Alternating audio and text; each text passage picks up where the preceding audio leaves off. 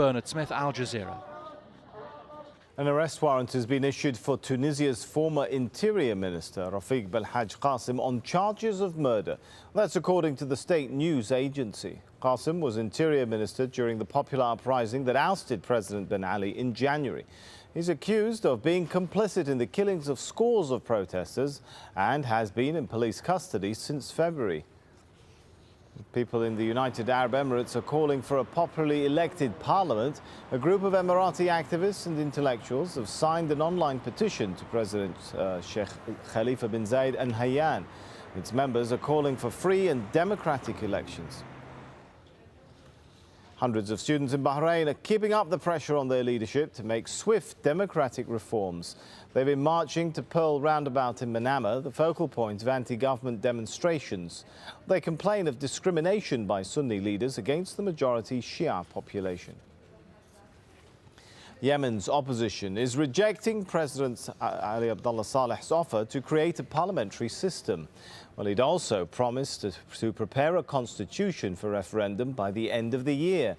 But opposition members see this more as an attempt to hold on to power rather than a genuine call for change. Hashim Ahlabara reports now from Sana'a. It's a parliamentary promise aimed at ending Yemen's long-running political stalemate, but it's already received a rough response. A committee will be formed to draft a new constitution based on separation powers. A referendum on the changes will be held by the end of this year. 2, we will move to a parliamentary system where all the executive powers will be transferred to the government, which will be elected by the parliament by the end of 2011. We will also put in place a decentralized political and administrative system. The proposals follow previous concessions, including a pledge by the president to stand down in 2 years. Those too were rejected.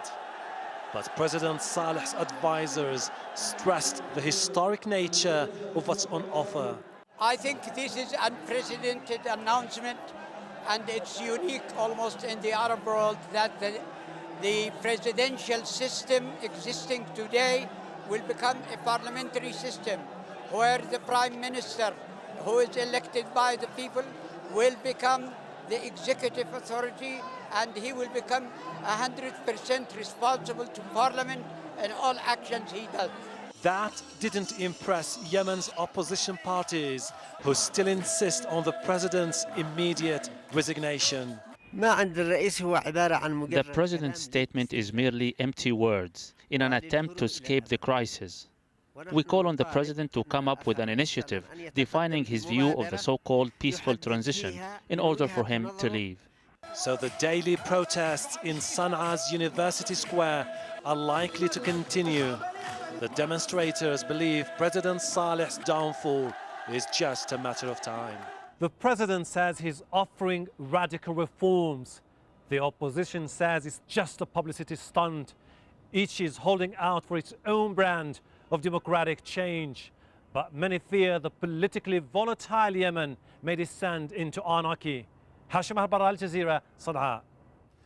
The unrest in Saudi Arabia, Libya and other oil producers is being blamed for a big drop in US stocks. The Dow Jones Industrial Average had its worst day in 7 months, falling 1.9%. Energy producers were some of the biggest losers. A controversial hearing has been told US Muslims are not doing enough to fight terror, but opponents have condemned the debate as un-American. Our report on that coming up. And an Al Jazeera exclusive from Myanmar, children as young as 4 working in ruby mines.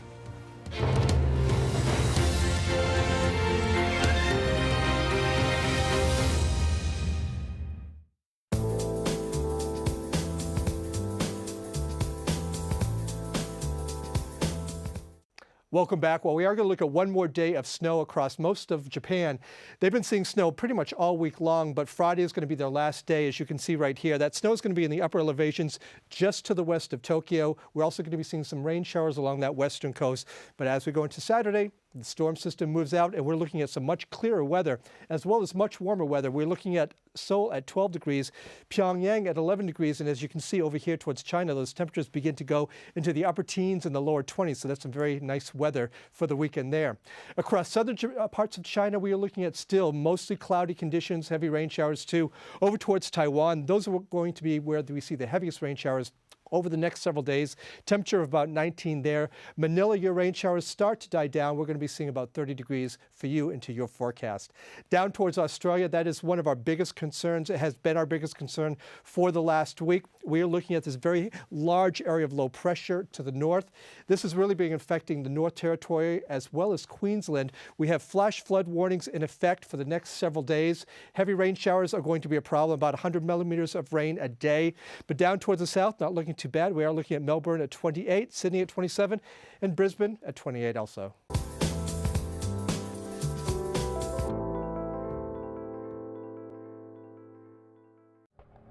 It was a revolution which ended half a century of autocratic rule and inspired a wave of public protest that swept across the Arab world. Internet, Facebook, Twitter, they were not the revolution. In an exclusive two-part documentary, Raghi Omar traces the roots and repercussions of this uprising and examines why 23 years of dictatorship fell in only 28 days. The Death of Fear, at this time on Al Jazeera.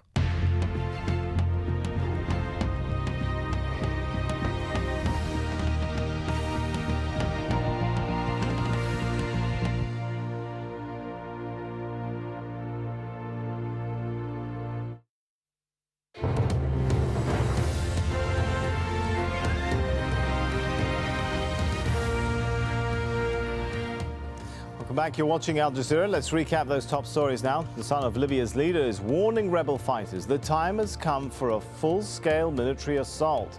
But foreign ministers from Arab Gulf states have joined mounting international pressure against the regime. They say Gaddafi's government has lost legitimacy. NATO and the EU have agreed to send warships closer to the Libyan coast, while French President Nicolas Sarkozy has recognized the opposition National Council as the rightful government in Libya. Saudi Arabia's Interior Ministry says 2 protesters and a policeman were wounded when police fired into the air at a protest in the eastern city of Qatif. Returning now to Libya, Al Jazeera's Huda Abdul Hamid is in Benghazi, the seat of the opposition rebellion. She's been gauging reaction to the latest developments there. Lots of disappointment here that so far the international community has not been able to impose a no-fly zone over the country. This is something the rebels have been asking for over and over again since the beginning of this uprising.